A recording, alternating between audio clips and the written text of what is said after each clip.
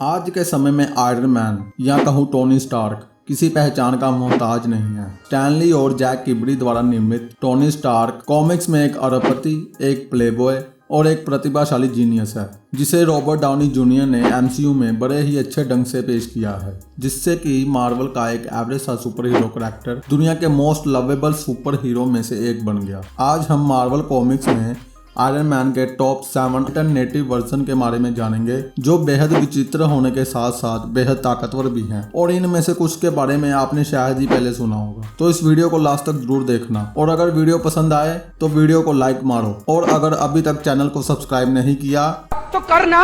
आज हमने कर दिया तो कह रहे हम करेंगे, तो करो ना भाई, क्यों नहीं कर रहे। तो चलो गाइस, इस छोटे से इंट्रो के बाद वीडियो को शुरू करते हैं। हाँ, अगर नहीं देखना तो आप इसको स्किप भी कर सकते हो।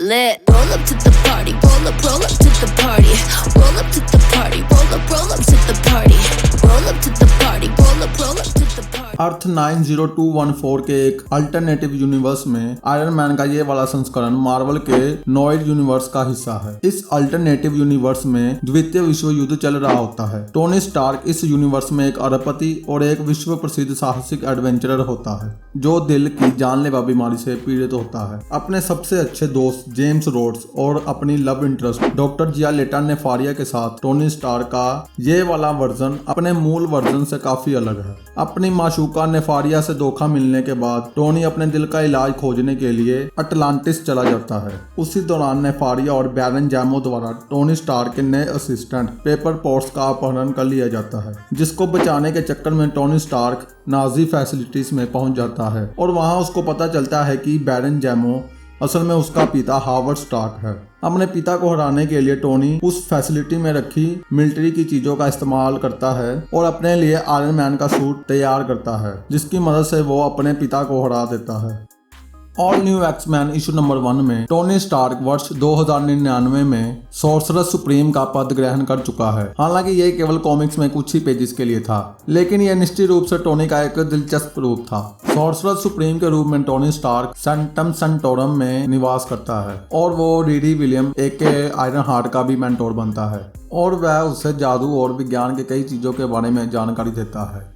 टोनी स्टार्क के इस रूप के पास डॉक्टर स्ट्रेंज और आयरन मैन दोनों की शक्तियां हैं, जहां पर वो साइंस का और जादू का दोनों का इस्तेमाल करता है। आयरन मैन का ये वर्जन सबसे दिलचस्प है, क्योंकि इस बार यह टोनी स्टार्क नहीं है जो आयरन मैन का सूट पहनता है। इसके बजाय यह विक्टर वॉन डूम या कहूँ डॉक्टर डूम है। दूसरे सिविल वॉर की घटनाओं के बाद डॉक्टर डूम आयरन मैन के सूट को धारण कर लेता है। आयरन मैन के इस रूप से कई सुपर विलन्स आतंक में आ जाते हैं, क्योंकि वो डॉक्टर डूम की पावर्स के बारे में अच्छी तरह से जानते थे। अपने अच्छे इरादों के बावजूद डॉक्टर डूम पर ज्यादातर सुपर हीरोज भरोसा नहीं करते, और उसे एक अच्छा सुपर हीरो में वास्तव में कड़ी मेहनत करनी पड़ती है। आयरन मैन का ये एक और बहुत ही दुखदायी और कमाल का वर्जन है। टोनी स्टार का ये वर्जन स्पाइडर वायरस से संक्रमित होता है। इस यूनिवर्स में जब आयरन मैन पर गॉब्लिन के फॉर्मूले का छिड़काव किया जाता है, तो वो स्पाइडर क्वीन का वफादार बन जाता है। गॉब्लिन के इस फॉर्मूले से टोनी स्टार्क वैसे तो पूरी तरह से राक्षस नहीं बनता, लेकिन वो नॉर्मन ऑसबॉर्न की तरह पागलपन की नई ऊंचाइयों को छूता है और काफी हिंसक बन जाता है। लेकिन इस कॉमिक में एक सच्चे हीरो की तरह टोनी स्टार्क खुद को बलिदान कर देता है, ताकि वो स्पाइडर क्वीन के चंगुल से छूट जाए। आप मोटे मोटे तौर पर ये कह सकते हैं कि आयरन मैन का ये वर्जन ऐसा है जैसे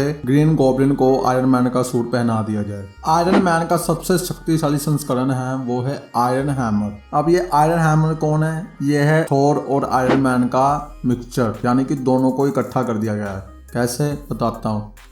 जैसे थेनोस एक बार स्टोन की मदद से पूरे यूनिवर्स की बैंड बचा चुका है, वैसे ही कॉमिक्स में भी एक बार गमोरा सभी इन्फिनिटी स्टोन्स की शक्तियों को पा लेती है, और वो सोल स्टोन की मदद से पूरे यूनिवर्स के सभी आत्माओं को एक दूसरे के साथ मिला लेती है। मतलब जैसे थेनोस ने पूरे यूनिवर्स की आधी आबादी को खत्म कर दिया था, यहाँ पर गमोरा दो इंसानों की आत्माओं को एक करके उन दोनों इंसानों को एक बना देती है, जिससे पूरे यूनिवर्स की आबादी भी आधी हो जाती है। पूरे यूनिवर्स की आत्माओं को एक दूसरे में मिलाने के बाद, या कहूँ पूरे यूनिवर्स की आबादी या आत्माओं को आधा करने से एक नए सुपर हीरो का जन्म होता है, वो है आयरन हैमर। आयरन मैन और थोर दोनों की आत्माओं के एक साथ मिलने से आयरन हैमर बनता है। और एक नए यूनिवर्स का जन्म होता है जिसमें हर एक प्राणी के अंदर 2 लोगों की आत्माएं होती हैं। वेल, इस यूनिवर्स में आयरन हैमर का नाम होता है स्टार्क ओडिन, जो एस्गार्ड में ही होता है, और उसके पिता का नाम होता है हावर्ड ओडिन, जो ऑब्वियसली हावर्ड स्टार्क और ओडिन दोनों का मेल है। आयरन हैमर के पास एक आयरन मैन जैसा एक सूट होता है, और उसके पास थोर की शक्ति भी होती है, और उसके पास अमरता का वरदान भी होता है और ईश्वरीय शक्ति भी, जिससे वो अहंकारी बन जाता है। इसी के चलते हावर्ड ओडिन, जो उसके पिता होते हैं, उसको अनवर्दी घोषित कर देते हैं और उससे उसकी सभी ईश्वरीय शक्तियां छीन लेते हैं और उसकी पिछली सभी यादें भी मिटा देते हैं, और उसके बाद हावर्ड ओडिन उसको पृथ्वी पर भेज देते हैं। लेकिन कॉमिक्स में आयरन मैन और थोर का ये जो अल्टरनेटिव वर्जन है वो कमाल का है। खैर, अब हम आगे बढ़ते हैं। वेल, ये आयरन मैन का एक और सबसे ट्रैजिक वर्जन है, the age of x iron man, जो स्टील कॉप्स के नाम से भी जाना जाता है। वैसे ये नाम आयरन मैन ने खुद को ही दिया है, स्टील कॉप्स। इसका भी एक कारण है, बताता हूँ। आयरन मैन का ये वाला वर्जन एक वायरस से संक्रमित होता है, जिससे कि टोनी स्टार्क का शरीर उसके कवच से जुड़ने लगता है, या आसान शब्दों में कहूँ तो उसका कवच धीरे धीरे उसके शरीर को खाने लगता है, जिससे कि वो एक जिंदा लाश बन जाता है जिसको उसका कवच नियंत्रित कर रहा होता है। अब उसका शरीर उसके कवच का एक हिस्सा बन चुका है। इसी कारण मजाक में वो खुद को स्टील कॉप्स भी कहता है। इस वायरस के कारण आयरन मैन का खुद के शरीर पर काबू नहीं रहता, यहाँ कहूँ कि उसका सूट उसको काबू करना शुरू कर देता है, जिससे कि वो एक्स-मैन का जानी दुश्मन बन जाता है और उनको मारना शुरू कर देता है। टोनी ने सभी म्यूटेंट्स का शिकार करना शुरू कर दिया और वो बच्चों को भी नहीं छोड़ता। जब वो बच्चों को मारने वाला होता है तब कैप्टन अमेरिका उसको रोकता है और कैप्टन अमेरिका आयरन मैन से पूछता है कि वो उसे वायरस से कैसे बचा सकता है। तब टोनी स्टार्क कैप्टन अमेरिका को बड़ी ही वीरता पूर्वक से जवाब देता है कि वह उसे नहीं बल्कि बच्चों को बचाए। कैप्टन अमेरिका ने टोनी स्टार्क के कहने पर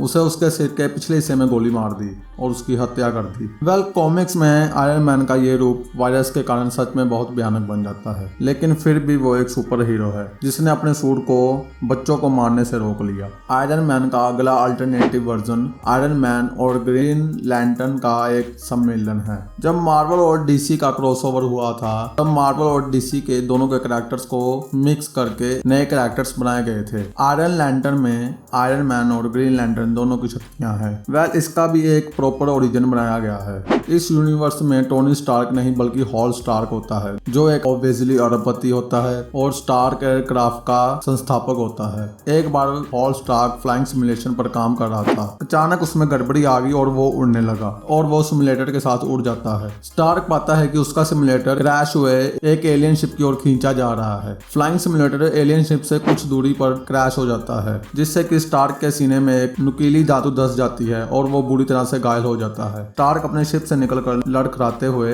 एलियन शिप की ओर बढ़ता है, जहां पर वो मरते हुए एलियन से मिलता है। हेल स्टार्क के बात करने से पहले ही एलियन की मौत हो जाती है और हेल स्टार्क को एहसास होता है कि वो भी मर रहा है। अपने अंतिम प्रयासों के साथ हेल स्टार्क एलियन टेक्नोलॉजी की मदद से अपने लिए एक आयरन सूट तैयार करता है और वो उसे एलियन शिप के मलबे से मिली बैटरी के साथ जोड़ देता है। इस आयरन मैन के सूट को पहनने के बाद ना उसे केवल जीवित रहने में मदद मिलती है बल्कि उसे कई अविश्वसनीय शक्तियां भी मिलती हैं। ओए द लिविंग प्लैनेट द्वारा संचालित होने वाली बैटरी के कारण उसे ग्रीन लैंटर्न की सभी शक्तियां मिलती हैं। आयरन मैन का ये रूप, जिसके पास ग्रीन लैंटर्न और आयरन मैन की दोनों की शक्तियां हैं, एक बहुत ही पावरफुल अल्टरनेटिव वर्जन है। आप मुझे कमेंट में बताइए कि आपको ये वर्जन कैसा लगा। मैंने इसी तरह मार्वल्स के और कैरेक्टर के ऊपर भी वीडियो बनाई हुई है। अगर आप शी हल्क और मून नाइट के ओरिजिन के बारे में जानना चाहते हैं तो आप साइड पे आ रही वीडियो पर क्लिक कर सकते हैं। अगर आपको ये वीडियो अच्छी लगी हो तो चैनल को सब्सक्राइब करें और वीडियो को लाइक करें। मिलूंगा आपको अगली वीडियो में, तब तक के लिए गुड बाय।